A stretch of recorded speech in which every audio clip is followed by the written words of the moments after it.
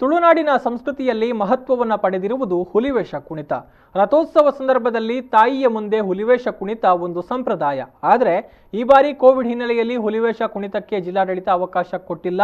ಇದು ತುಳುನಾಡಿಗರ ಧಾರ್ಮಿಕ ಭಾವನೆಗೆ ಮಾಡಿದ ದೊಡ್ಡ ದ್ರೋಹ ಅಂತ ಆರ್ಯ ಸಮಾಜದ ಅಧ್ಯಕ್ಷರಾದ ದಿನಕರ್ ಶೆಟ್ಟಿ ಹೇಳಿದ್ದಾರೆ. ಮಂಗಳೂರಿನಲ್ಲಿ ಸುದ್ದಿಗೋಷ್ಠಿಯನ್ನು ನಡೆಸಿ ಅವರು ಮಾತನಾಡಿದರು.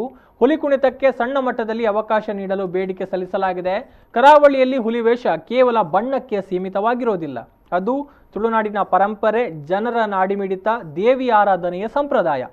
ಈ ಬಾರಿಯ ದಸರಾ ಹುಲಿ ಹರಕೆಗೆ ಅನುಮತಿ ನೀಡಬೇಕು ಅಂತ ವಿವಿಧ ಸಂಘಟನೆಗಳ ಮುಖಾಂತರ ಜಿಲ್ಲಾಡಳಿತವನ್ನು ಆಗ್ರಹಿಸ್ತಾ ಇದ್ದೇವೆ ಅಂತ ಹೇಳಿದರು. ಈ ಬಗ್ಗೆ ದಕ್ಷಿಣ ಕನ್ನಡ ಜಿಲ್ಲಾ ಉಸ್ತುವಾರಿ ಸಚಿವರು ಕೂಡಲೇ ಮಧ್ಯಪ್ರವೇಶಿಸಿ ಸರಳ ಹುಲಿವೇಷ ಕುಣಿತಕ್ಕೆ ಅವಕಾಶ ಮಾಡಿಕೊಡಬೇಕು ಅಂತ ಒತ್ತಾಯಿಸಿದರು. ತುಳುನಾಡಲ್ಲಿ ಕೂಡ ಈ ನವರಾತ್ರಿ ಸಂದರ್ಭದಲ್ಲಿ ದೇವಾರಾಧನೆ, ಅದು ಕೂಡ ದೇವಿ ಆರಾಧನೆ ಮಾಡ್ತಕ್ಕಂಥದ್ದು ಅದಕ್ಕೊಂದು ಬಹಳ ಮಹತ್ವ ಇರ್ತಕ್ಕಂಥದ್ದು. ನಾವು ಹೇಳ್ತಕ್ಕಂಥದ್ದು ಹುಲಿವೇಷ ಒಂದು ಬಣ್ಣಕ್ಕೆ ಮಾತ್ರ ಸೀಮಿತವಾಗಿರ್ತಕ್ಕಂಥದ್ದಲ್ಲ. ಅದು ಒಂದು ಪರಂಪರೆ, ಅದು ಒಂದು ತುಳುನಾಡಿನ ಜನರ ಒಂದು ನಾಡಿಮಿಡಿತ.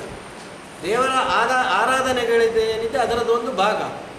ಇದನ್ನು ಉಳಿಸ್ಕೊಳ್ತಕ್ಕಂಥದ್ದು ತುಳುನಾಡ ಜನತೆಯಾಗಿ ನಮ್ಮ ಕರ್ತವ್ಯ. ಅದರಿಂದ ಜಿಲ್ಲಾಡಳಿತ ಇದನ್ನು ಮನಗಂಡು ಈ ಒಂದು ಪರಂಪರೆಯನ್ನು ಉಳಿಸ್ತಕ್ಕಂಥ ವ್ಯವಸ್ಥೆಗೆ ತಾವು ಕೂಡಲೇ ಇದಕ್ಕೊಂದು ಆದೇಶ ಮಾಡಬೇಕು.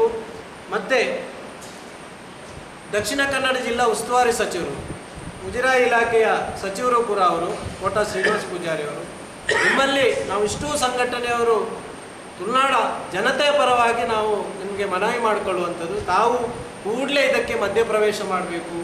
ಮಾಡಿ ಈ ಒಂದು ಸಂಸ್ಕೃತಿಯನ್ನು ಉಳಿಸ್ತಕ್ಕಂಥ ವ್ಯವಸ್ಥೆಗೆ ನೀವು ಜಿಲ್ಲಾಧಿಕಾರಿಯವರಿಗೆ ಆದೇಶ ಮಾಡಲಿಕ್ಕೆ ಹೇಳಬೇಕಂತಕ್ಕಂಥ ಒಂದು ಮಾತನ್ನು ಈ ಸಂದರ್ಭದಲ್ಲಿ ಹೇಳ್ತೇನೆ.